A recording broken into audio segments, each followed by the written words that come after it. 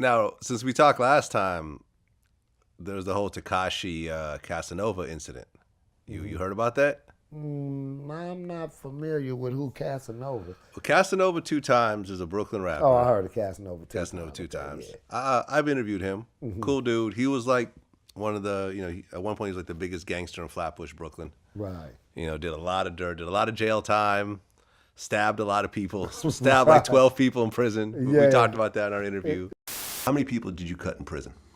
3 to 4. 3 to 4. That I got tickets on, like paperwork on. But really, it's more. Yeah, it's just random. I wouldn't be able to give you a number because it was just so much. It would be like yard fights and stuff, and you just swinging and you just doing stuff like that. So it probably, if you really want to tally it up, probably like 12 the most, I say. So the two of them kind of been beefing with each other, and apparently there was an incident that happened recently at the Barclays Center. I guess both of them were there for a fight, and a shooting incident occurred. Oh, at the Lowe's? Was that the No, at the Barclays. Oh, the Barclays? Yeah, and apparently a video came out of Tekashi talking to police. And I guess they're calling each other rats now. Like he's calling Tekashi, Casanova's calling Tekashi a rat, Tekashi's calling Casanova a rat.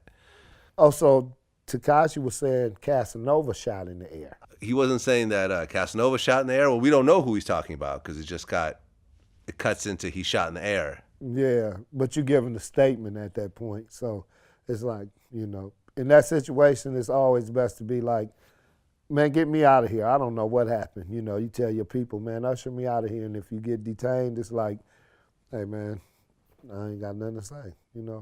Call my lawyer. I ain't see nothing, So when you were out in the streets and there was a situation and somebody did a shooting, when police came... I wasn't around when the police came. No, I'm moving with the shooters or I'm getting out the way of the bullets, it was one or the other. So you've never been questioned about a shooting? Not that I can recall. Huh, okay. Not that I can recall. But if you were, your answer would be, I don't know. Yeah, I wasn't there. You got me on tape? Where's that? Yeah. Oh, no, I didn't even hear nothing, man. I was reciting some lyrics in my head. I had my headphones on. Yeah. Yeah, I can't help y'all with no investigation. Yeah, I mean, some people are saying this might be the beginning of the end, because when things start to unravel like this. Mm-hmm. Listen, Tekashi, I applaud what he's pulled off up to this point. Mm-hmm.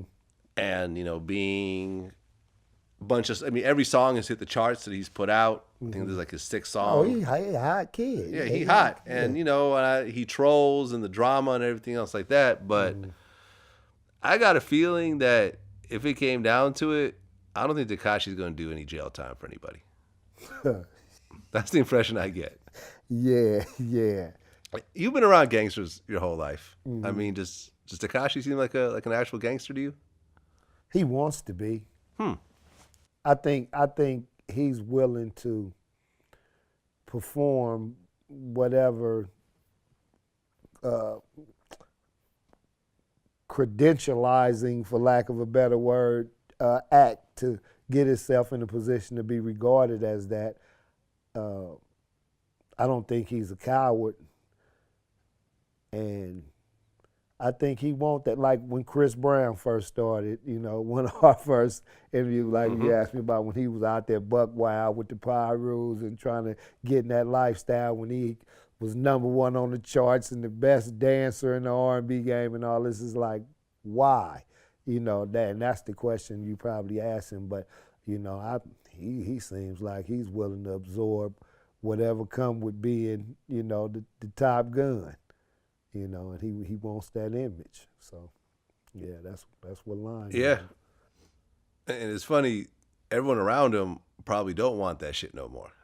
They probably want to leave. It kind of seems like they do, though. It kind of seems like a couple of people is kind of living they gangster fantasies through the line that he pushing too, because they get real vocal on social media with with bickering with other people.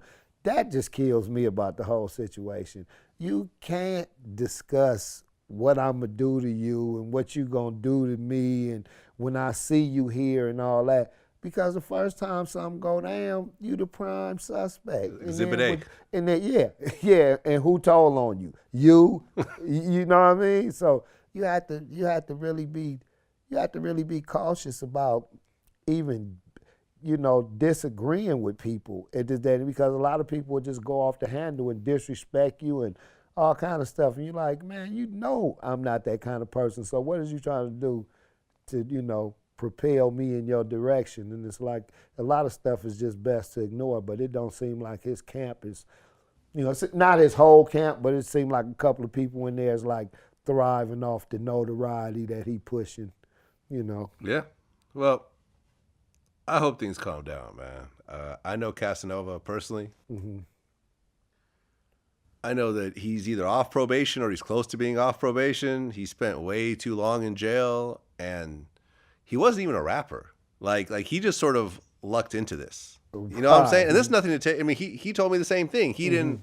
He was just fucking around one day, and Taxstone heard some shit. I was like, oh, this goes. Like, yeah, you got it. He uses connections to get him at Rock Nation and everything else like that. And next thing you know, he has a real career here. That's dope. God knows what Casanova would be doing if he wasn't rapping, honestly.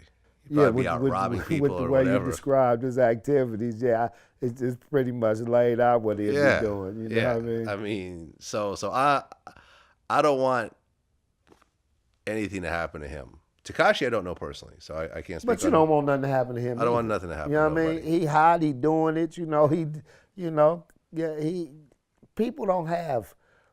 They used to have A&Rs back in the days when you signed to a label. They'll put an A&R in your business, and he'd make sure that you was getting all the right publicity and avoiding things that would kind of like destroy your image and things like that. They don't have A&Rs at labels no more. It's like whatever you do. Yeah. Make the loudest noise, go world star, whatever you do, and your career might blow up. And other than that, if you're not, if you're not being regulated and being monitored to know how to take the steps toward stardom, you know what I'm saying? Because it's a process. It's not, a lot of people become overnight stars, don't get me wrong, but especially in this day and age with the advent of social media and these different vehicles for you to, propel yourself to fame. However, if you don't have anybody regulating you and steering you in a direction, you don't know this at 18 years old, 20 years old, 25 years old, really, because this is a whole nother game from the streets. And a lot of people come into hip hop from the streets, like you said, your guy did, you know, and it's like you have to be accustomed to, not getting your due in certain areas, and then you can't respond a certain way just because things not going the way you expect them to go. You have to learn this game and learn how to function in this game. So, they not without A&Rs. It's like nobody is having anybody, set the stage for their career.